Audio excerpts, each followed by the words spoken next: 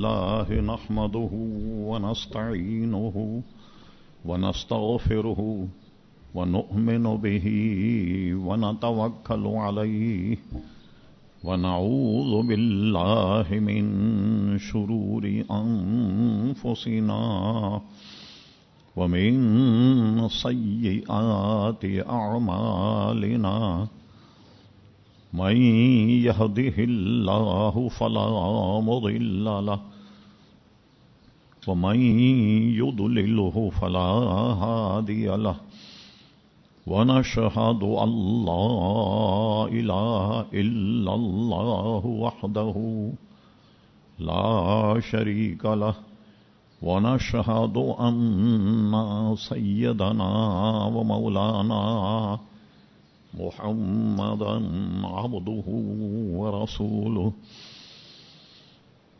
أرسله بالحق بشيرا ونذيرا صلى الله تعالى على خير خلقه سيدنا محمد وآله وصحبه أجمعين أما بعد فأعوذ بالله من الشيطان الرجيم بسم الله الرحمن الرحيم يا أيها الذين آمنوا اتقوا الله وقولوا قولا سديدا يصلح لكم أعمالكم يغفر لكم ذنوبكم ومن يطع الله ورسوله فقد فاز فوزا عظيما صدق الله مولانا العظيم وصدق رسوله النبي الكريم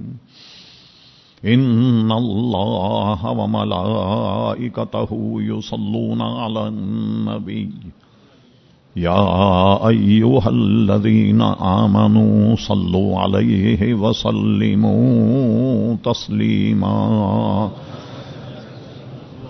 اللهم صل على سيدنا ومولانا محمد معدن الجود والكرم وآله وبارك وسلم صلاة وسلاما عليك يا سيدي يا رسول الله. معزز حاضرین مجلس، مختصر حمد و صلات کے بعد اس فقیر حقیر نے آپ حضرات کے سامنے قرآن مجید فرقان حمید کی ایک آیت مقدسہ تلاوت کرنے کا شرف حاصل کیا. قبل اس کے کہ کچھ عرض کیا جائے، اللہ تبارک و تعالی سے دعا ہے کہ وہ اپنے پیارے حبیب لبیب نبی کریم علیہ وعلی آلہ افضل الصلاۃ و تسلیم صدقے و طفیل مجھے حق کہنے کی توفیق عطا فرمائے. ہم تمام شرکاء محفل کو اللہ تبارک و تعالی حق سن کر حق کو قبول کرنے کی اور اس پر عمل کرنے کی توفیق عطا فرمائے.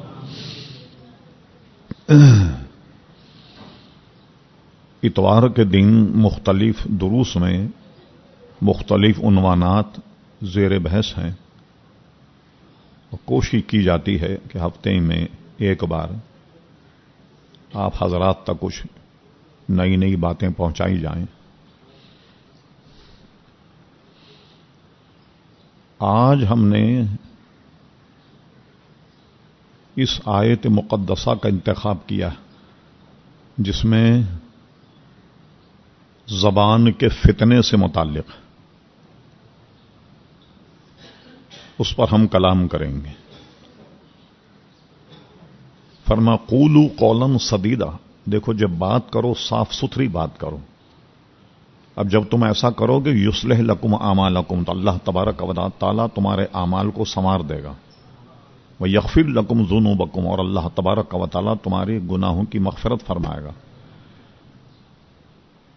ومن یطع اللہ ورسولہ، اور جو اطاعت کرے اللہ اور اس کے رسول کی، فقد فاز فوزا عظیما، یہ وہ لوگ ہیں جو مراد کو پہنچے یا کامیاب اور کامران ہوئے. امام غزالی نے اس پر بحث کرتے ہوئے بڑی پیاری بات ارشاد فرمائی. دل میں کچھ باتیں پیدا ہوتی ہیں، دماغ میں کچھ باتیں پیدا ہوتی ہیں، تو اس کا اظہار کیسے کرے آدمی؟ دل سے جو بات نکلتی ہے دوسرے لوگ تو نہیں سمجھ سکیں گے، دماغ میں جو بات ہے اس کا اظہار کیسے کریں گے؟ امام غزالی نے اس پہ بڑا کام کیا اور نتیجہ یہ نکالا کہ دل اور دماغ کی اصل میں ترجمان زبان ہے۔ جو دل یا دماغ میں ہوتا ہے تو وہ زبان سے نکلتا ہے۔ پھر اس کے بعد زبان کے فتنے گنوائے اور بڑی تفصیل کے ساتھ، یہ بھی زبان کا فتنہ ہے، یہ بھی زبان کا فتنہ ہے۔ اور ایک فتنہ زبان کا ہے جھوٹ بولنا، ایک فتنہ زبان کا ہے غیبت کرنا، یہ زبان کے فتنوں میں ہے۔ کوئی بات آپ دیکھیں، آپ بھی اسی دنیا میں رہتے ہیں، چھوٹی سی بات کوئی منہ سے نکلتی کتنا بڑا فتنہ برپا ہو جاتا کہ جس کو پھر سنبھالنا ممکن نہیں ہوتا۔ تو دل اور دماغ کی ترجمان ہے اصل میں زبان، تو آدمی کو زبان سنبھالنا چاہیے۔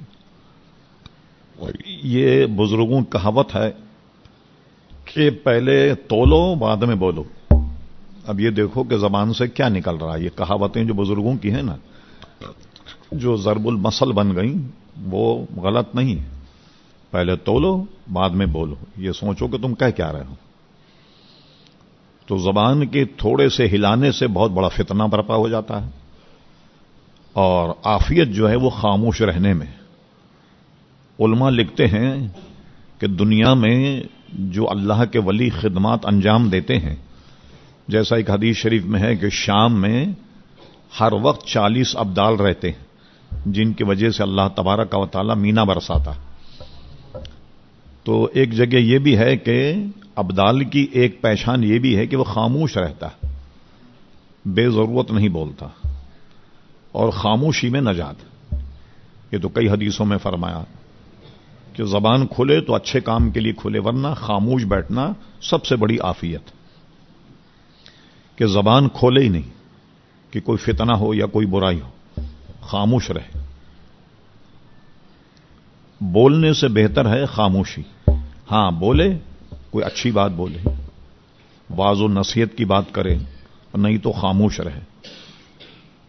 ایک مرتبہ حضرت فاروق اعظم رضی اللہ تعالیٰ نے دیکھا کہ حضرت ابوبکر صدیق رضی اللہ عنہ اپنی زبان کو پکڑے ہوئے کھینچ رہے ہیں زور سے۔ پوچھا حضرت کی کیا بات؟ فرمایا کہ اس نے بہت پریشان کیا ہوا۔ تو زبان جو ہے یہ آدمی کی عقل و دماغ کی ترجمان ہے، اس کو سنبھال کر کے چلانا چاہیے۔ اور یہی زبان اگر نیکی میں چل جائے، بظاہر بہت کلمات مختصر ہوں گے، لیکن اللہ تبارک و تعالیٰ نے حضور کے صدقے ثواب اتنا رکھا ہے جس کا اندازہ نہیں۔ امام بخاری رحمت اللہ تعالی نے جو 6 لاکھ حدیثوں کے حافظ تھے، ابتدا تو کی بخاری شریف کی نیت کی حدیث سے۔ اب اتنا بڑا محدث یہ سوچے کہ تتمہ کس پر کیا جائے، آخری میں کون سی حدیث لکھی جائے۔ امام بخاری نے سب سے آخری میں یہ حدیث نقل فرمائی جس کے راوی حضرت ابو ہریرہ رضی اللہ تعالیٰ عنہ ہیں۔ فرمایا کہ 2 کلمے ایسے ہیں جو زبان پر تو بہت ہلکے ہیں، لیکن ترازو میں کل قیامت جب تولے جائیں گے اعمال تو اس میں بہت بھاری، اور اللہ تبارک و تعالیٰ کو محبوب ہیں وہ کلمات۔ وہ کیا ہے؟ فرمایا کہ وہ کلمہ یہ ہے، سبحان اللہ و بحمدہ سبحان اللہ العظیم۔ تمام حضرات پڑھیں سبحان اللہ و بحمدہ سبحان اللہ العظیم۔ بولنے میں یہ کتنے آسان ہیں لیکن میزان میں بہت بھاری ہیں۔ تو دیکھیے نیکی کلمات زبان پر کتنے آسان ہیں، لیکن کل قیامت میں جب اعمال تولے جائیں گے تو سب سے زیادہ بھاری ہوں گے یہ کلمات۔ یہ سب سے آخری حدیث امام بخاری رحمت اللہ تعالی نے بخاری شریف میں نقل فرمائی، جو حضرت ابو ہریرہ رضی اللہ تعالیٰ عنہ سے۔ اسی طرح دیکھیے کلمات کتنے مختصر اور ثواب کتنا ہے۔ مشکاہ شریف میں کتاب الصلاۃ کے آخری میں تشہد اور درود شریف کے باب کے بعد ایک باب ہے کہ حضور علیہ الصلاۃ والسلام نماز سے فارغ ہو کر کیا کلمات ارشاد فرماتے تھے، کیا اوراد و وظائف تھے حضور صلی اللہ علیہ وسلم کے۔ اس میں اس حدیث کا تذکرہ کیا۔ ایک مرتبہ کچھ حضرات جو غریب تھے صحابہ کرام وہ حضور کی خدمت میں آئے انہوں نے کہا یا رسول اللہ صلی اللہ علیہ وسلم، یہ جو مالدار لوگ ہیں یہ ہر دفعے ہم سے آگے نکل جاتے ہیں نیکیوں میں. وہ کیسے؟ مثلا ایام قربانی آئیں، دیکھیے مالدار لوگ قربانی کرتے ہیں، غریب پر قربانی واجب ہی نہیں، لیکن ثواب سے تو محروم ہو گئے. یا مال خرچ کرتے ہیں، زکوٰۃ دیتے ہیں، خیرات دیتے ہیں، یہ سب ہم سے آگے نکل گئے اور ہمارے پاس مال اور متاع تو ہے نہیں، تو کیا کریں؟ تو حضور علیہ السلام نے فرمایا میں تمہیں اس سے زیادہ عطا کروں گا. فرمایا ہر نماز کے بعد 33 مرتبہ سبحان اللہ، 33 مرتبہ الحمدللہ اور 34 مرتبہ اللہ اکبر پڑھ لیا کرو. یہ مالدار جتنا مال دن بھر خرچ کریں ان سے زیادہ ثواب تمہیں ملے گا. دیکھیے کتنے مختصر کلمات ہیں، 1-2 منٹ کا وظیفہ ہے، مگر مالدار لوگ جتنا مال دن بھر میں خرچ کریں غریبوں کو یہی ثواب ان کلمات سے مل جائے گا. اچھا اب سنیے لطیفہ کیا ہوا. بعض صحابہ نے دیکھا نا کہ بھئی نماز پڑھنے کے بعد لوگ وظیفہ پڑھنے لگ گئے، تو ان سے پوچھا کیا کر رہے ہو؟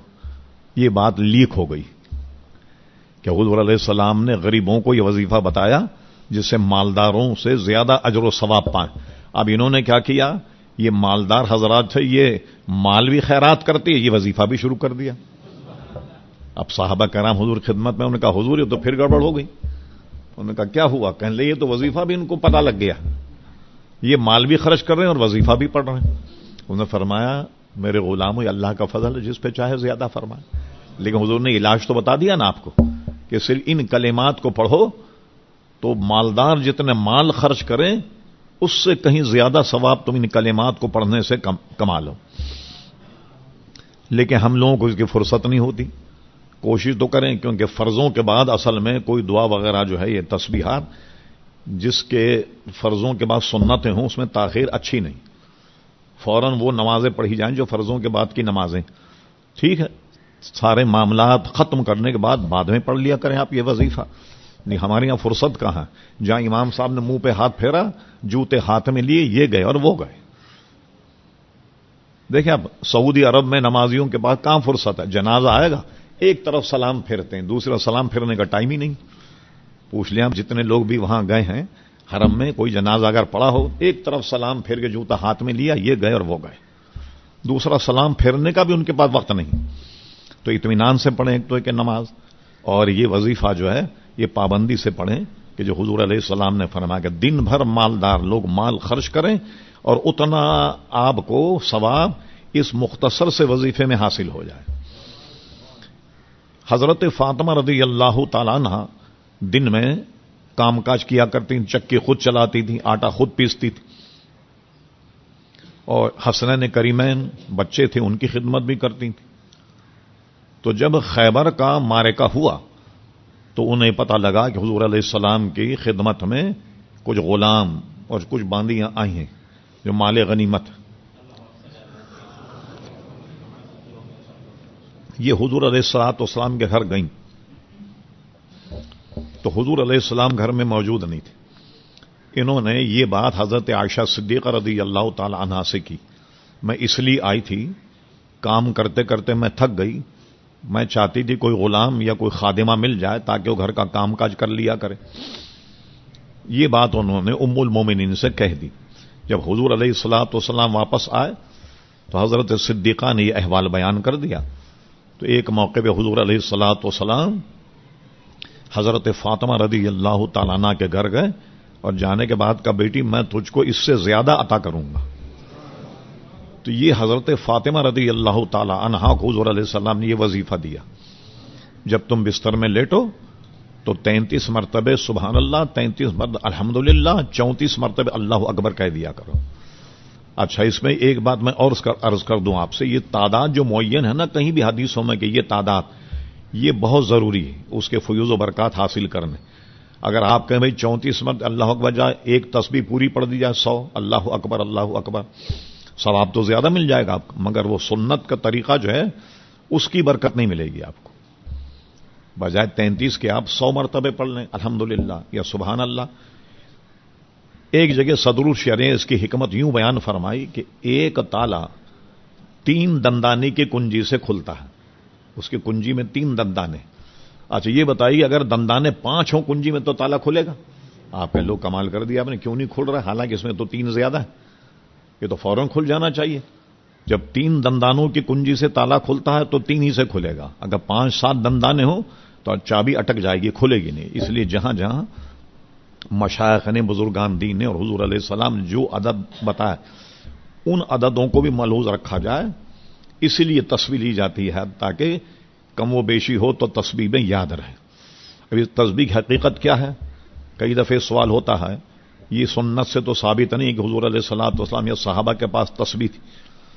علماء نے لکھا کہ حضرت ابو ہریرہ رضی اللہ عنہ اوراد و وظائف پڑھتے تو انہوں نے کیا کیا کہ ڈوری میں گٹھانے باندھ لی تھیں، وہ گٹھانوں کو ہاتھ میں لے کر کے تعداد پوری کرتے تھے۔ تو تسبیح کی اصل یہ ہے، ارتقائی صورت ہے تسبیح، اس میں موتی اور دانے، وہ گٹھانے باندھ دیا کرتے تھے، جتنا وظیفہ ہوتا وہ اتنی گٹھانوں پہ پڑھ لیا کرتے تھے۔ وہ ابتدا یہاں سے ہوئی تسبیح کی۔ اب یہ جو تسبیح ہے یہ ارتقائی صورت ہے تسبیح کی کہ دانے، تو تعداد معین جو ہے اس کو نہیں چھوڑنا، اسی تعداد میں پڑھنا۔ اس لیے حدیث کی کتابوں میں یہ تسبیحات فاطمہ کہلاتی۔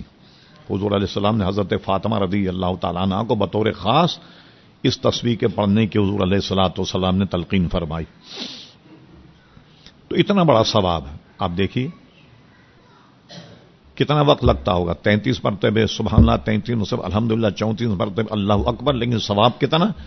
کروڑوں روپیہ لوگ جو اہل خیر ہیں وہ خرچ کرتے ہیں، وہ تمام کا تمام ثواب جو ہے وہ آپ کو اللہ تبارک و تعالیٰ گھر بیٹھے چند الفاظ زبان سے ہلانے سے اللہ تبارک و تعالیٰ آپ کو عطا فرما دے گا۔ دیکھیے اچھائی میں اگر یہ زبان ہلے تو کتنا اجر و ثواب ہے، اور برائی میں اگر ہلے تو کتنا بڑا گناہ ہے۔ تو زبان کی حفاظت بہت ضروری ہے، اور اس کے فتنوں پر امام غزالی نے بڑا زبردست کلام کیا ہے، پورے اس کے نمبر وار فتنے گنائے کہ زبان کے فتنے کیا ہیں۔ غیبت بھی فتنہ ہے، لوگوں کی برائی کرنا وہ بھی فتنہ ہے۔ ہاں البتہ ہمارے فقہ کی کتابوں میں یہ ہے کہ کئی ایسے استثناءات ہیں کہ جہاں غیبت کرنا جائز ہے۔ مثال کے طور پر کسی کو اپنی بچی کی شادی کرنی ہے، لڑکے کو آپ جانتے ہیں، وہ ایسے اچکا لفنگا ہے، آپ سے پوچھیں فلاں آدمی کو جانتے ہو کیسا ہے؟ آپ کو چلو غریب آدمی شادی ہو جاؤ گا، پکا نمازی، پہلی صف میں کھڑا ہوتا ہے آ کر اور دن بھر تلاوت کرتا ہے، آپ یہ جھوٹ بول رہے ہیں، بتا دو اس کو کہ یہ جیب کترا ہے، بدماش ہے، چور ہے، اچکا ہے، کیونکہ ساری زندگی گزارنی ہے اس کو، تو یہ عیب بتا دینا اس کے کوئی پوچھنا ہے آپ کو تو یہ غیبت نہیں۔ اسی طریقے سے کوئی چور اچکے کو بتا دیں گے آدمی ذرا بچ کے رہنا، یہ جیب کترا ہے، یہ فراڈی ہے، پیسہ لے کے بھاگ جائے کہ ادھار مت دینا اس کمبخت کو، تو ایسی بات کرنا یہ غیبت نہیں ہے۔ جو اس میں برائی ہو، جو فتنے میں ڈالتی ہو لوگوں کو، وہ بیان کر دینا یہ غیبت نہیں۔ چغلی بھی ایک بیماری ہے۔ اچھا یہ بیماری مردوں سے زیادہ عورتوں میں، آپ دیکھیے کہیں 4 عورتیں محلے کی جمع ہو جائیں، پھر سنیے اب آپ، ایسا لگتا ہے جیسے آپ نے بیوی سے لگا دیا، سیربین پروگرام چل رہا، اس گلی کی خبر، اس گلی کی خبر، اس گھر کی خبر، اس گھر کی خبر۔ اللہ اکبر، اللہ تبارک و تعالی فتنے سے خواتین کو محفوظ رکھے۔ اور ہم نے یہاں درس میں بھی ایک حدیث بیان کی تھی، حضور علیہ الصلوۃ والسلام 2 قبروں پر سے گزرے، آپ نے کھجور کی ٹہنی لی اور اس کے 2 ٹکڑے کیے، ایسے چھیلا، ایک اس قبر پہ نصب کر دی، ایک اس قبر پہ نصب کر دی۔ صحابہ کرام نے وجہ پوچھی، حضور اس میں کیا حکمت ہے؟ فرمایا اس میں ایک تو پیشاب کی چھینٹوں سے نہیں بچتا تھا، یعنی کوئی بہت بڑے گنہگار نہیں تھے، یعنی صفائی ستھرائی نہیں رکھتا تھا، پیشاب کی چھینٹوں سے نہیں بچتا تھا، تو میں نے ایک تو اس کے قبر پہ گاڑ دی، اور دوسرا چغل خور تھا۔ تو جب تک یہ تر رہیں گی، اللہ کی حمد و ثنا کرتی ہوں گی، تو ان کے عذاب میں تخفیف ہوگی۔ شاہ عبدالحق محدث دہلوی رحمۃ اللہ تعالی علیہ نے مشکاۃ شریف کی شرح میں قبروں پر پھول ڈالنے کی اصل یہ حدیث لکھی کہ جو عام طور پہ اہل سنت میں رواج ہے کہ قبروں پہ پھول ڈالتے ہیں، تو جب تک یہ پتیاں پھول کی تر رہیں گی ان کے عذاب میں تخفیف ہوگی۔ اس لیے بخاری شریف میں ایک حدیث حضرت بریرہ رضی اللہ عنہ کی ہے کہ وہ فرماتے ہیں کہ جب میرا انتقال ہو تو میری قبر پر کھجور کی تر شاخ رکھنا، یہ وصیت بھی کی حضرت بریرہ نے رضی اللہ عنہ۔ تو چغلی اور غیبت یہ بھی زبان کی بیماریوں میں سے۔ تو فرما قولوا قولا سدیدا، دیکھو جب بات کرو صاف ستھری بات کرو، یا جس میں جھوٹ نہیں ہو، لگی لپٹی بات نہیں ہو، صاف ستھری بات کیا کرو. جب حضور صلی اللہ علیہ وسلم صحابہ کرام فرماتے جب بات فرماتے تو ایک تو یہ کہ گفتگو بہت آسان ہوتی کہ ہر آدمی سمجھ لے، اور کبھی کبھی حضور صلی اللہ علیہ وسلم کوئی اہم بات ہوتی تو اس کو 3 مرتبہ فرماتے تاکہ وہ اچھی طرح یاد ہو جائے. 3 مرتبہ فرمایا کرتے تاکہ وہ بات اچھی طریقے سے یاد ہو جائے.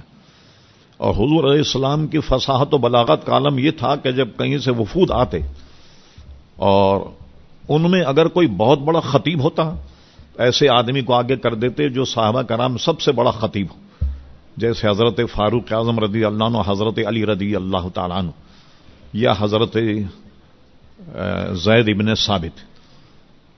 جب لوگ ان کی فصاحت و بلاغت کو سنتے تو ان کی عقل ٹھکانے آ جاتی کہ حضور علیہ السلام کے بعد ہر فن کا آدمی موجود ہے. ایسی فصاحت و بلاغت سے کلام کرتے کہ سبحان اللہ. اور خود حضور صلی اللہ علیہ وسلم کی شان یہ تھی، علامہ سیوطی لکھتے ہیں خصائص کبریٰ میں، کہیں سے بھی کوئی آدمی آئے تو اس کی بولی میں بولتے تھے، گویا ہر زبان حضور علیہ الصلوۃ والسلام جانتے تھے.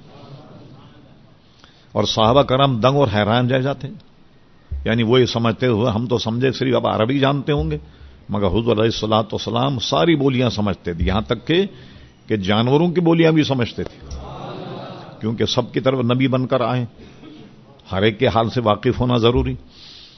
جانوروں کی بولیاں بھی سمجھتے تھے حضور صلی اللہ علیہ وسلم. اور یہ تو قرآن مجید فرقان حمید سے بھی ثابت ہے. ہم نے اس پر کلام کیا تھا. حضرت سلیمان علیہ السلام جب جا رہے تھے، ایک چونٹی نے کلام کیا تو آپ نے سمجھ لیا اور مسکرائے، اور تخت روک کر چونٹی کو بلایا اور اپنے ہتھیلی میں اس کو رکھا اور اس سے کلام کیا.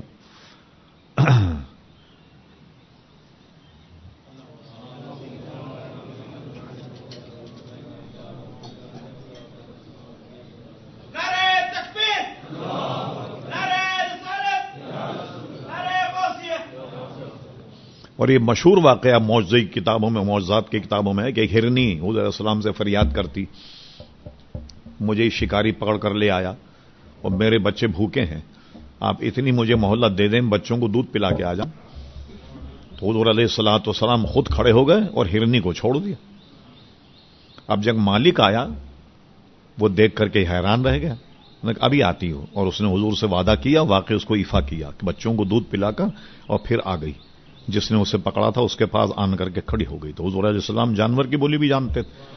کچھ حضرات آئے، ان کا سا ہمارے قبیلے کا اونٹ جو ہے وہ کٹنا ہو گیا، کاٹنے لگ گیا اونٹ لوگوں کو. ماہرین کہتے ہیں جانور کے کہ اونٹ جو ہے یہ کاٹتا کس طرح، کٹنے لگ جائے تو یہ آدمی کے سر کو پکڑ لیتا ہے، بڑا منہ ہوتا ہے، سر کو پکڑ لیتا ہے. تو کٹنا ہو گیا ہے، آپ آئیے کوئی دم فرما دیں. تو حضور علیہ السلام چلے گئے صحابہ کرام کے ساتھ میں. صحابہ کرام نے بتقاضۂ بشریت حضور سے فرمایا کہ اب آگے مت جائیے، جانور ہے، ایسا نہ ہو آپ کو کوئی نقصان پہنچا دیں. فرمایا نہیں، جب ہم جائیں گے تو دیکھنا تم. جب حضور قریب گئے تو دیکھا وہ اونٹ جو کٹنا تھا اس نے حضور کو سجدہ کیا، اور سجدہ کرنے کے بعد کان پر اس نے آن کر کچھ بڑبڑایا. حضور علیہ السلام نے اس کے مالک کو بلایا، فرمایا سنتا ہے کیا کہتا ہے؟ اونٹ تیری شکایت کرتا ہے کہ جب میں جوان تھا تو مجھے غذا جوانوں والی دیتا تھا، کام بھی جوانوں والا لیتا، میں بوڑھا ہو گیا ہوں تو مجھے غذا کم دیتا ہے اور کام جوانوں والا لیتا ہے. اس نے فرمایا کہ اس کی شکایت دور کر. اور اس طرح حضور علیہ السلام چلے آئے. تو جانوروں کے وہ حال سے بھی واقف تھے حضور صلی اللہ علیہ وسلم. تو جب بات فرماتے صاف ستھری بات کرتے، ہر آدمی حضور کی بات کو سمجھ لیتا ہے. بہت گاڑی عربی میں کہ جس میں کوئی ترجمان کی ضرورت ہو، ایسا نہیں ہوتا، بلکہ جو آدمی جس قبیلے کا ہوتا، جس زبان کا، اس سے اسی زبان میں کلام فرمایا کرتے. اور اس میں علامہ ابو الفضل قاضی ایاز رحمۃ اللہ علیہ نے تو کئی روایتیں نقل کی ہیں کہ لوگ آئے، آنے کے بعد اپنی زبان میں پوچھا. حضور کا ظاہری لباس کوئی ایسا نہیں تھا کہ تاج وغیرہ پہنتے ہوں جس سے پتہ لگ جائے کہ یہ ممیز اور ممتاز ہیں. کبھی بھی ممتاز ہو کر کے نہیں بیٹھتے حضور علیہ الصلوۃ والسلام صحابہ میں. تو نیا آدمی آتا، اس کو پوچھنا پڑتا کہ تم میں اللہ کا رسول کون ہے. اپنی زبان میں انہوں نے پوچھا، صحابہ کرام ان کی بولی نہیں سمجھ پائے تو حضور نے ان کی زبان میں فرمایا ادھر آؤ، آ گیا میں ہوں اللہ کا رسول. حضور کے پاس آئے، آنے کے بعد انہوں نے بحث کی، کچھ حضور کو سوالات کیے، حضور نے جوابات دیے اور اس کے بعد وہ چلے گئے۔ تو صحابہ نے پوچھا، صدیق اکبر رضی اللہ عنہ، یہ کون لوگ تھے؟ فرمایا یہ غیر عربی تھے، تم سے انہوں نے اپنی زبان میں سوال یہ کیا تھا کہ تم میں اللہ کا رسول کون ہے؟ تم کوئی بولی نہیں سمجھ پایا تو میں نے پھر اشارہ کیا کہ آؤ میری طرف آؤ۔ وہ آئے اور انہوں نے کچھ سوالات کیے، میں نے ان کے جوابات دیے۔ جب وہ یہاں سے گئے تو ایمان لا چکے تھے، ایمان لا کر کے یہاں سے گئے۔ اور پھر حضور صلی اللہ علیہ وسلم سب کی زبان کیوں نہ جانے؟ یہ حضور علیہ الصلوۃ والسلام کمال دیکھی، امام جلال الدین سیوطی نے خصائص کبریٰ میں لکھا، 3 صحابہ کو حضور علیہ الصلوۃ والسلام نے تبلیغ کے لیے 3 جگہ بھیجا، تم فلاں جگہ جاؤ، تم وہاں جاؤ، تم یہاں جاؤ، سب کو وہاں جا کر کے تبلیغ کرو۔ انہوں نے بڑی ایمانداری سے یہ کہہ دیا۔ آج کو تو آپ جانتے ہیں ہر آدمی تبلیغ کرنے لگا، دھوبی، درزی، نائی، سب نکل کے تبلیغ کرنے کے لیے، سمجھے نا؟ ارے بھائی تبلیغ تو وہ کرے گا جو دین کا علم رکھتا ہو خود، تو آپ جب دین کا علم نہیں رکھتے ہو تو کیسے تبلیغ کریں گے آپ جا کر؟ انہوں نے کہہ دیا حضور ہم تو اپنی عربی جانتے ہیں، وہ تو بولی جانتے ہیں جہاں آپ ہمیں بھیج رہے ہیں۔ فرما تم جاؤ تو صحیح، جب میں تمہیں بھیج رہا ہوں۔ حضور نے ان کو بھیج دیا، وہ حضور حکم مان کر وہاں چلے گئے، رات بھر وہاں رہے، اور صبح اٹھنے کے بعد ہر صحابی وہ بولی بولنے لگ گیا بڑی فصاحت و بلاغت کے ساتھ کہ جو وہ قبیلہ بولتا تھا۔ یہ حضور نے انتخاب کیا تو وہ بولی بولنے لگ گئے جو حضور علیہ الصلوۃ والسلام نے جس قبیلے کی طرف یا جس برادری کی طرف ان کو بھیجا تھا۔ تو حضور کی نظر کرم سے لوگ بولی بولنے لگ جائیں، حضور علیہ السلام کا کیا حال ہوگا؟ تو یہ جانوروں کی زبان بھی جانتے، پتھروں کی، درختوں کی زبان بھی جانتے تھے۔ اور کئی حدیثوں میں امام سیوطی کی پوری خصائص کبریٰ اس سے بھری ہوئی حضور کے معجزات سے، کہ پتھروں نے کلام کیا، درختوں نے حضور علیہ السلام سے کلام کیا، وغیرہ وغیرہ، بے شمار معجزات ہیں حضور صلی اللہ علیہ وسلم۔ تو میں عرض کر رہا تھا یہ فتنہ ہے غیبت اور چغلی، اور بہت کم لوگ اس سے بچے ہوئے۔ تو جب حضور سے پوچھا گیا اس میں کیا حکمت، فرما ایک تو اس میں پیشاب کی چھینٹوں سے نہیں بچتا تھا، یعنی غلاظت، اور دوسرا اس میں چغل خور تھا، اس کی وجہ یعنی کوئی بہت بڑا گناہ نہیں تھا۔ جیسے حدیث میں فرمایا گیا کہ گناہ کبیرہ کئی گنوائے گئے، جیسے پاک دامن عورت پر تہمت لگانا اور بے جا کسی کو قتل کر دینا، یہ گناہ عظیم ہے۔ کوئی ایسا گناہ نہیں کیا تھا کہ سود کھانا بہت عظیم گناہ، صرف پیشاب کی چھینٹوں سے نہ بچنا اور چغلی کھانا، اس گناہ کی وجہ سے ان پہ عذاب ہو رہا ہے۔ اور ہم نے جب کھجور کی شاخ ان کے قبر پہ رکھی، جب تک یہ تر رہے گی ان کے عذاب میں تخفیف ہو جائے گی۔ اس لیے شیخ محقق کہتے ہیں ہم اہل سنت میں یہ رواج ہے، جب بزرگان دین کی قبر پہ جاتے ہیں یا اپنے اعزاء کی قبروں پر تو پھول کی چادر ڈالتے ہیں۔ لوگ اس کے لیے منع کرتے ہیں کہ صاحب کہیں سے ثابت نہیں، مگر شیخ محقق کہتے ہیں اس کے ثبوت کی یہ حدیث ہے۔ اس سے پتہ لگا کہ تر پھول ڈالنا قبر پر یہ فائدہ مند۔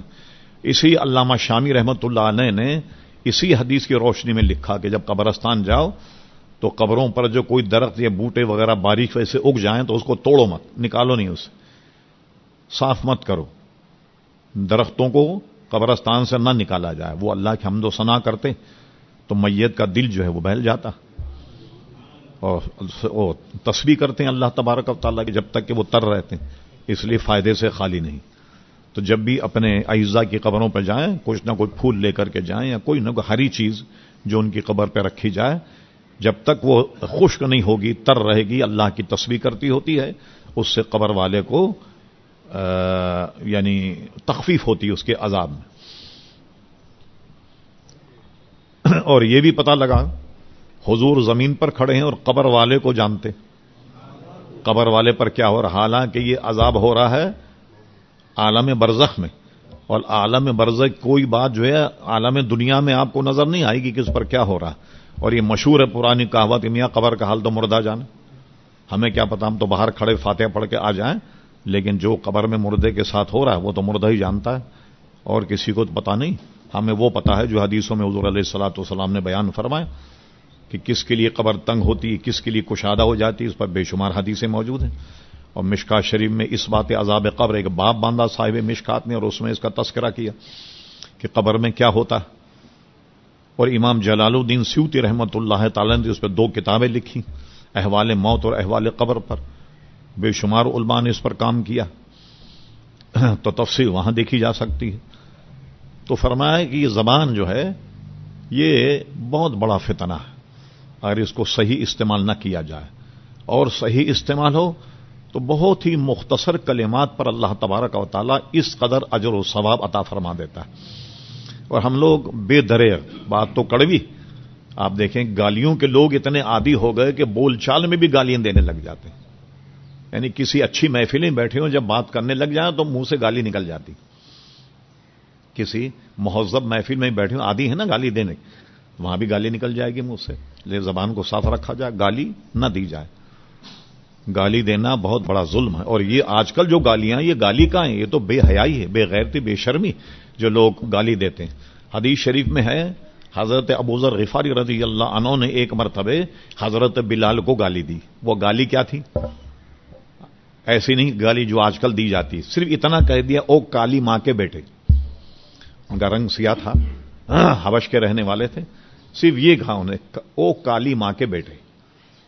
ان کو یہ بات بری لگی، حضور سے شکایت کی، حضور حضرت ابوذر غفاری نے مجھ سے یہ کہا، حضور نے انہیں بلایا اور بلانے کے بعد ان کی سرزنش کی، اور اس کے بعد فرمایا کہ یہ جو غلام ہیں یہ اللہ تبارک و تعالیٰ نے تمہیں دیے ہیں، ان کا خیال رکھا کرو، غلام اور لونڈیوں کا، جو خود پہنو انہیں پہناؤ، جو خود کھاؤ وہ ان کو کھلاؤ۔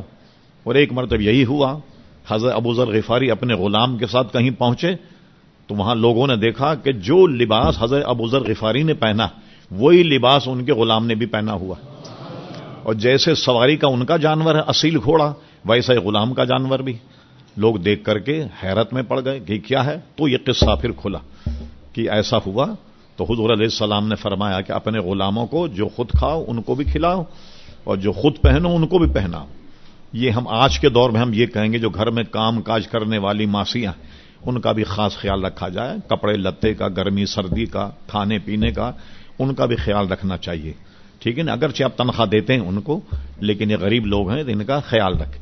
اچھا اب کیا ہوا اس کا کفارہ؟ یہ تو اور عجیب و غریب بات کہ حضرت ابوذر غفاری جو تھے وہ شکایت کے بعد حضرت بلال کے پاس گئے، ان سے معافی مانگی، اور معافی مانگنے کے بعد انہوں نے کہا اس کی تلافی جب ہوگی کہ میں ایسے لیٹوں گا کروٹ، اور تم ایسا کرنا کہ میرے گال پر پیر رکھ کر کے جانا، تو میں سمجھوں گا کہ تم نے مجھے معاف کر دیا۔ حالانکہ وہ بھتیرا کہتے رہے کہ میں نے معاف کر دیا، معاف کرنے پر نہیں، ابھی تک میری تسلی نہیں ہوئی، میں ایسے لیٹتا ہوں اور آپ میرے یہاں چہرے پر پیر رکھ کر کے جائیں، میں سمجھوں گا کہ آپ نے معاف کر دیا ہے۔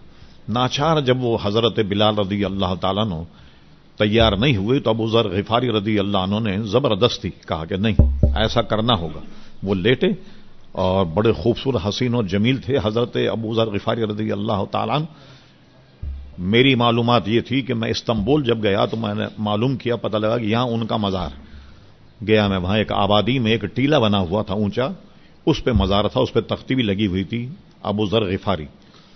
لیکن میں نے کتابوں میں جب پڑھا اسماء الرجال میں تو اس میں میں نے دیکھا کہ حضرت ابوذر غفاری رضی اللہ عنہ جو تھے امیر معاویہ کے زمانے میں کسی عہدے پر تھے، جب امیر معاویہ شام کے گورنر، تو حضرت امیر معاویہ سے ان کی کچھ انبن ہو گئی، تو حضرت عثمان غنی نے ان کو واپس بلا لیا۔ تو بلانے کے بعد حضرت ابوذر غفاری مضافات مدینہ میں کہیں رہے، کچھ عرصے رہنے کے بعد جب وصال ہوا تو وہیں ان کی قبر بھی ہے، مدینہ شریف سے کچھ دور فاصلے پر۔ یہ اس بات کا ثبوت ہے کہ شاید ان کا مزار استنبول میں جو ہے وہ شاید درست نہیں ہے، بلکہ مضافات مدینہ شریف میں کہیں ان کا مزار، ایک بستی تھی وہاں وہ جا کر کے رہ گئے اور وہیں ان کا انتقال ہو گیا۔ دونوں باتیں میں نے عرض کر دی آپ سے۔ تو وہ لیٹ گئے، اور حضرت بلال نے کیا کیا، ان کی عزت اور وقار کو، سینئر صحابی تھے، اس طرح ہلکا سا پیر رکھ کے فوراً اس طرف نکل گئے، یہاں پیر رکھ کے ادھر نکل گئے۔ تو ان کی یہ آرزو پوری ہوئی کہ تم یہاں پیر رکھ کر کے جاؤ تو میں سمجھوں گا کہ تم نے معاف کر دیا۔ ناچار یہ کرنا پڑا حضرت بلال رضی اللہ عنہ کو۔ تو آپ نے دیکھا یہ بڑے بڑے صحابہ کرام رضوان کتنا خیال رکھتے تھے، کسی کی دل آزاری اگر ہو تو اس کو کس طرح اس کا ازالہ کرتے تھے، یعنی اتنا ازالہ کہ میرے چہرے پر گال پر اپنا پیر رکھ کر کے ادھر جاؤ پورا، تو میں سمجھوں گا کہ تم نے مجھے معاف کیا۔ لہذا گالی گلوچ اس سے بہت پرہیز رکھنا چاہیے۔ اور بہت سی گالیاں تو ایسی ہیں کہ شرعی حکم اگر ہو، قاضی اگر ہو تو اس پر جناب باضابطہ تعزیر لگے، حد قذف، لیکن اسلامی حکومت نہیں ہے۔ جو کہتا ہے وہ کہہ چلا جاتا ہے. یہ سب زبان کے فتنے ہیں. بعض اکابر کو ہم نے پڑھا کہ وہ منہ میں پتھر رکھ لیا کرتے تھے کہ بولے ہی نہیں. اور یہ بہرحال حدیثوں میں ہے کہ سکوت میں خاموش رہنے میں عافیت ہے. بولے نہیں زیادہ، خاموش رہے. اور ایسے کی بھی حدیث مذمت آئی جو لوگوں کے محفل میں بیٹھا اور ہنسانے کے لیے کسی کو جھوٹی سچی باتیں اور لطیفے بیان کر رہا، اس کی بھی مذمت ہے حدیث شریف میں. یہ بھی باتیں نہ کی جائیں. اس میں کئی باتیں ایسی ہوتی ہیں کہ اپنی طرف سے ملا کر کے آدمی بولتا، واقعات کو ہنسانے کے لیے ادھر ادھر کی بولتا ہے اور لوگ ہنستے ہیں ان کے معاملات کو. تو یہ کیا ہوتا ہے جب ہنستے ہیں تو صوفیہ کا اس میں مذہب یہ ہے کہ زیادہ ہنسنے سے دل مردہ ہو جاتا ہے. اس لیے ہنسو کم، رو زیادہ، جس سے دل کی تطہیر اور دل کی پاکی ہوتی ہے. تو ہنسنے سے دل مردہ ہو جاتا ہے. ایسی ہنسی مذاق کے محفلوں سے بھی بچا جائے. اور ایک فتنہ ہے اس میں شاعری بھی ہے.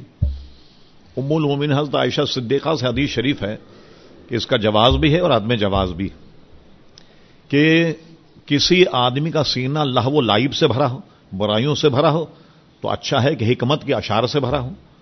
اگر شعر ہوں تو وہ حکمت پر مبنی ہو، وہ ایسے شعر ہوں جو حکمت پر مبنی ہو، تو ایسے شعر کہنے میں کوئی حرج نہیں ہے.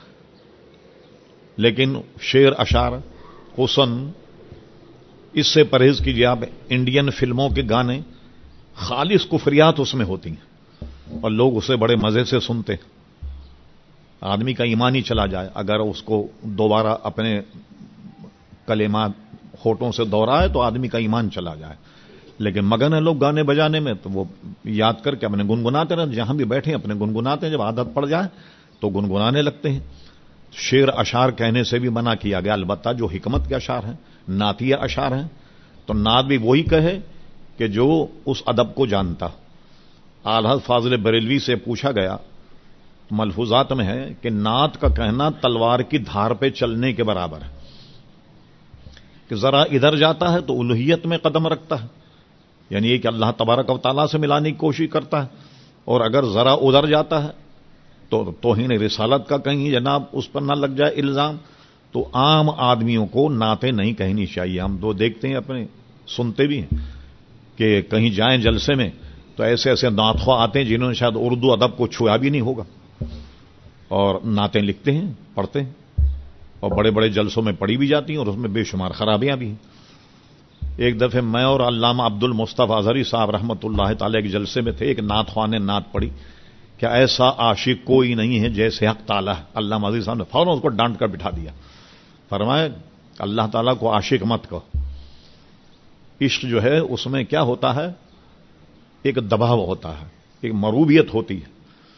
اور عشق جلنے کڑنے کا نام بھی، اور اللہ تبارک و تعالیٰ اس سے پاک ہے. اور شعراء نے اس کو اسی میں استعمال کیا، جیسے غالب کہتا ہے اردو ادب میں اس کو پیش کیا جاتا ہے، عشق پر زور نہیں ہے یہ آتش غالب جو لگائے نہ لگے اور بجھائے نہ بنے. یہ تو ایک آگ کا نام ہے، آتش کا نام ہے عشق. تو یہ اللہ کے لیے استعمال کرنا ہے. اللہ حق ایسا عاشق کوئی نہیں جیسا حق تعالیٰ ہے، یہ اللہ کی شان کے منافی ہے. اسی طریقے سے عموماً شعراء میں دیکھا آپ نے کہ نبی کریم صلی اللہ علیہ وسلم کو شعر اشعار میں صنم کہہ دیتے ہیں. حالانکہ صنم تو بت کو کہتے ہیں، اصنام جس کی جمع. تو جب آپ نے ادب نہیں پڑھا، عقیدے کی کتابیں نہیں پڑھی تو کیا ہوگا، یہ خرابیاں تو پیدا ہوں گی. اسی لیے بڑے بڑے شعراء اس زمانے میں اپنے سے بڑے شاعر سے اصلاح لیا کرتے تھے. جیسے سودا ہے، ذوق ہے، یہ استاد داغ کو دکھایا کرتے تھے، ان سے اصلاح لیا کرتے تھے. حضرت اللہ مولانا حسن رضا خان صاحب بھی شاعری کرتے تو داغ سے اصلاح لیا کرتے، اور اپنے بھائی اعلی حضرت فاضل بریلوی سے اصلاح لیا کرتے. وہ ان کے کلام کی تصحیح کرتے. اس وقت تک وہ اس کو شائع نہیں کرتے. ذوق نعت ان کا دیوان ہے، بہت عمدہ نعتیں جو اعلی حضرت فرماتے ہیں کہ میں نعت کسی کی نہیں سنتا، دو آدمی کی نعتیں سنتا ہوں. ایک تو اپنے بھائی حسن رضا خان کی، اور ایک نعت جو ہے وہ ان کی سنتا ہوں میں. کفایت علی کافی بہت بڑے شاعر ہیں، مراد آباد کے رہنے والے، بلکہ یہ فرمایا کہ کفایت علی کافی جو ہیں وہ صنف نعت کے سلطان ہیں اور میں ان کا وزیر اعظم. یہ بھی ارشاد فرمایا. اس زمانے میں ان کا نام بہت بڑا تھا، کفایت علی کافی رحمۃ اللہ علیہ، جن کو 1857 میں انگریزوں نے مراد آباد کے بھرے میدان میں کھڑا کر کے ان کو پھانسی دی. اس تادیب میں کہ آپ نے لوگوں مجاہدین کو اکسایا انگریزوں کے خلاف جہاد پر. جب علامہ فضل خیر آبادی نے فتویٰ لکھا انگریزوں کے خلاف جہاد کا تو مراد آباد میں علامہ کفایت علی کافی کو پھانسی دی گئی اور بہت سارے حضرات کو جزائر انڈیمان کالے پانی دریائے شور جس کو جزائر انڈیمان بھی کہتے ہیں کالا پانی بھی کہتے ہیں دریائے شور بھی اس کو کہا تھا وہاں بھیج دیا. حبس دوام عمر قید اسی جزیرے میں رہے. یہ بزرگوں کے ساتھ حال انگریزوں نے کیا. تو اعلیٰ حضرت فاضل بریلوی اتنے محتاط تھے فرمایا دیا تو اپنے بھائی کی نعت سنتا ہوں اور یا سنتا ہوں میں کفایت علی کافی رحمت اللہ علیہ کی نعت اور کسی کی نعتیں نہیں سنتا کہ ان کی نعتیں ان کا کلام جو ہے وہ ادب سے بھرپور ہوتا اور اس میں کسی قسم کا نقص نہیں ہوتا.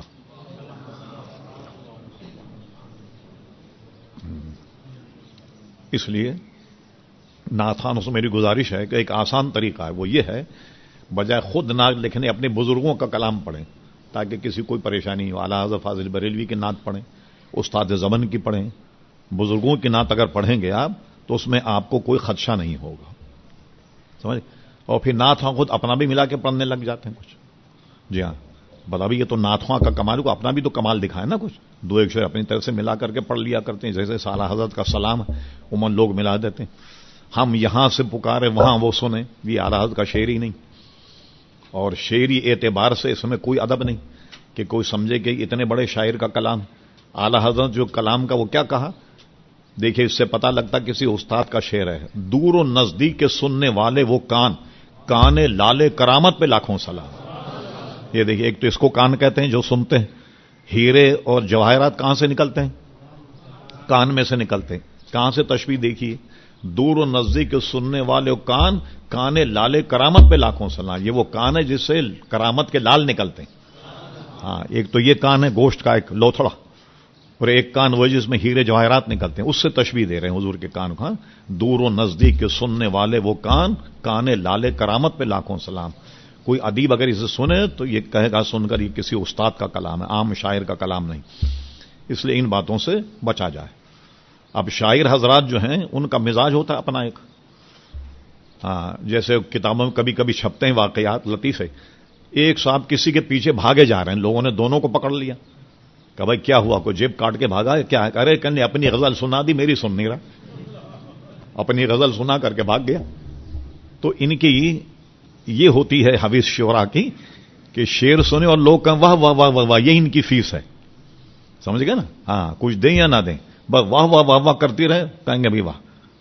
یہ ہوئی آج کہتے ہیں شعراء اس نے تو بھائی مشاعرہ لوٹ لیا. اس کے بھی بڑے لطیفے ہیں بہت لمبی ہیں. ایک مولانا بھرچاروی تھے وہ کہیں جا رہے تھے. بات کو ہم نے تحقیق معلوم ہوا اعلیٰ حضرت کے مرید تھے اور اعلیٰ حضرت کے خلیفہ بھی تھے. اسٹیشن پہ پرچہ لگا ہوا تھا ایک شعر تھا اس میں لکھا ہوا کہ میلاد و فاتحہ کا بھی کرنا حرام ہے. طرح مشاعرہ اس زمانے میں مزاج تھا. وہ اتر گئے اسٹیشن پہ اور مشاعرے والوں کے پاس چلے گئے کہ میں بھی رات میں اپنا کلام پڑھوں گا.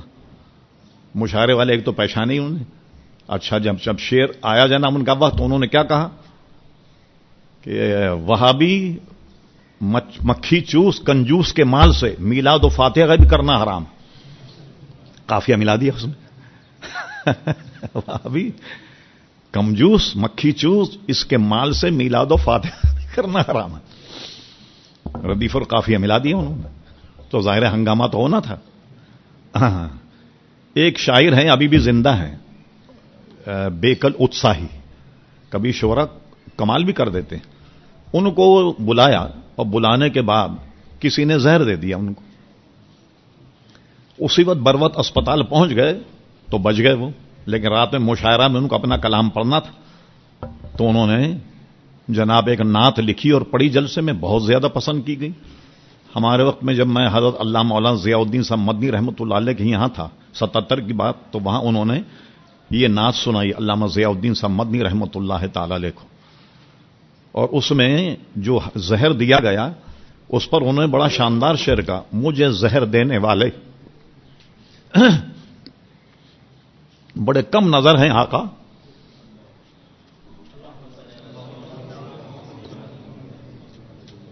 مجھے زہر دینے والے بڑے کم نظر ہیں آقا تیرے نام پہ پلاتے. کچھ اور بات ہوتی بڑی شاندار نعت ہے ان کی. یہ ستاروں کا تذب تبسم ہے نظر نواز، لیکن حضور مسکراتے تو کچھ اور بات ہوتی. یہ ہوا کے نرم جھونکے جو طیبہ سے آ رہے ہیں، یہی ارم سے ہو کر آتے تو کچھ اور بات ہوتی. پوری نعت کہہ دی اس میں، اور یہ کہہ دیا کہ مجھے زہر دینے والے بڑے کم نظر ہیں آقا، تیرے نام پہ پلاتے کچھ اور بات ہوتی. وہ ادب کی کتاب میں ایک لطیفہ میں نے یہ پڑھا کہ مولانا جامی کے متھے لگ گیا کوئی شاعر، کہنے لگے سنیے ذرا میری غزل. مروت میں انہوں نے مہمان سمجھ کے غزل سن لی، پھر انہیں اپنی دوسری غزل شروع کر دی. کہنے لگے یہ دیکھیے کیسی ابھی تازی کہی ہے میں نے. اب وہ کرتے کرتے مولانا مروت میں بیٹھے رہے. کہنے لگے یہ کیسی؟ کہنے لگے بہت اچھی ہے. کہنے لگے حضرت پتہ ہی ہے اس کی فضیلت کیا ہے، یہ کیوں آپ کو اتنی پسند آئی؟ میں نے یہ لکھ کر حرم شریف گیا اور اپنے دیوان کو کعبے سے لگایا ایسے، اور غلاف کعبہ بھی اس کے دیوان کے اوپر میں نے رکھا. اس وجہ سے اس میں یہ برکت آئی کہ جو آپ جیسا شاعر، علامہ جامی بھی معمولی شاعر تھوڑی تھے، بہت بڑے شاعر اور بڑے اللہ کے ولی تھے. تو بات کرتا چلا جا رہا، اپنی شاعری چھوڑ ہی نہیں رہا. علامہ جامی نے کہا حضرت صاحب جیسے آپ نے اس کو کعبے سے لگایا، غلاف کعبہ میں اس کو لپیٹا، ذرا آب زمزم میں ڈبو دیا ہوتا اور برکت آ جاتی. جب جا کے مولانا کی جان چھوٹی، مطلب جان ہی نہیں چھوڑ رہے تھے مولانا جامی کی. ہاں تو ظاہر جب زمزم میں ڈبوتے تو دیوانی کہاں رہتا، وہ برکت تو شاید زمزم کی آ جاتی مگر دیوان باقی نہیں رہتا. بہرحال اس سے یہاں چلی تھی بات کہ زبان کی حفاظت. جب تک آدمی کسی محفل میں جائیں خاموش رہتا ہے نا تو بڑا عزت ہوتی ہے اس کی، کیونکہ زبان نہیں کھلی نا. زبان کھولنے سے اس کے نشیب و فراز کا پتہ چل جاتا ہے. تو زبان کو محتاط طریقے سے استعمال کریں. جیسے میں نے پہلے بتایا بزرگوں کا قول، پہلے تولو بعد میں بولو. ہاں پہلے یہ دیکھا جائے کہ اس بات کا کیا اثر ہوگا، پھر اس کے بعد کلام کیا جائے. یہی وجہ ہے بزرگان دین چونکہ لغویات سے بچتے ہیں، وہ جو بات کرتے ہیں تو ان کی بات کا دل پر اثر ہوتا ہے، لوگوں کی قسمتیں بدل جاتی ہیں جب وہ کلام کرتے ہیں. اور وہی کلام پر ہم نے ایک دفعہ آپ کو حوالہ دیا تھا کہ صحیح ستہ میں حدیث ہے، بعض اللہ کے بندے ایسے خاصان خدا جن کے بعد کھڑے ہونے سے تم گھن کھاؤ، مگر اللہ کے یہاں ان کا منصب ایسا ہے کہ وہ اگر کسی بات پہ قسم کھا لیں، قسم خدا کہ ایسا ہوگا، تو اللہ تبارک و تعالیٰ ان کی قسموں کو پورا کرتا ہے. ایسے بھی اللہ تبارک و تعالیٰ کے بندے کسی بات پہ قسم کھا لیں تو اللہ تعالیٰ ان کی قسموں کو پورا کرتا. یعنی یوں سمجھیں آپ کہ کسی نے اس کا ترجمہ بہت خوب کیا کہ کوئی واقعے کو واقعتاً بیان کرے تو اس کو ہم کہتے ہیں بھئی سچا ہے. ان کا حال یہ ہے کہ یہ ایسے اللہ کے محبوب بندے ہوتے ہیں کہ واقعے کو اللہ تعالیٰ ویسا بنا دیتا جیسے وہ کہہ دیتے. اتنا فرق ہے عام بندوں میں اور اللہ تبارک و تعالیٰ کے خاص بندوں میں. تو زبان کی حفاظت ہمیشہ کیا کریں، کوئی لغو بات، گالی گلوج، اس سے اپنی زبان کو محفوظ رکھیں. اور پھر میں نے عرض کیا اگر یہ نیکی میں چلے 1-2 منٹ میں کتنا ثواب ہے. سبحان اللہ الحمدللہ 33 مرتبے اور اللہ اکبر 34 مرتبے پڑھیں تو جتنے مالدار لوگ دن بھر مال خرچ کرتے ہیں اتنا ہی ثواب آپ کو بھی مل جائے گا. اور یہ کہ 2 کلمے ایسے ہیں جو اللہ تبارک و تعالیٰ کے بہت محبوب ہیں، اور وہ کیا ہیں؟ سبحان اللہ و بحمدہ سبحان اللہ العظیم. ایک آدھ تسبیح اس کی ضرور دن بھر میں پڑھا کریں. کہ فرمایا کہ یہ اعمال جب تولے جائیں گے تو اعمال کی ہمیں ضرورت ہوگی ظاہر ہے، اور یہ جب اعمال نامے میں رکھے جائیں گے ہمارے تو اس کا پلہ جو ہے وہ بھاری ہو جائے گا. اس لیے زبان کی حفاظت کریں. وقولوا قولا سدیدا، جب بات کرو صاف ستھری بات کرو. تو اس کے بعد کیا فرمایا؟ قولوا قولا سدیدا یغفر لکم ذنوبکم، تم اگر اس کی پابندی کرو گے تو اللہ تبارک و تعالیٰ تمہارے مغفرت فرمائے گا. یصلح لکم اعمالکم، تمہارے اعمال کی اصلاح فرمائے گا. ویغفر لکم ذنوبکم، تمہارے گناہوں کو معاف کرے. ومن یطع اللہ ورسولہ، جو اطاعت کرے اللہ اس کے رسول کی، فقط فاز فوزا عظیما، یہ وہ لوگ ہیں جو مراد کو پہنچنے والے ہیں، جو کامیاب اور کامران ہوئے. اللہ تبارک و تعالی ہم سب کو عمل کی توفیق عطا فرمائے.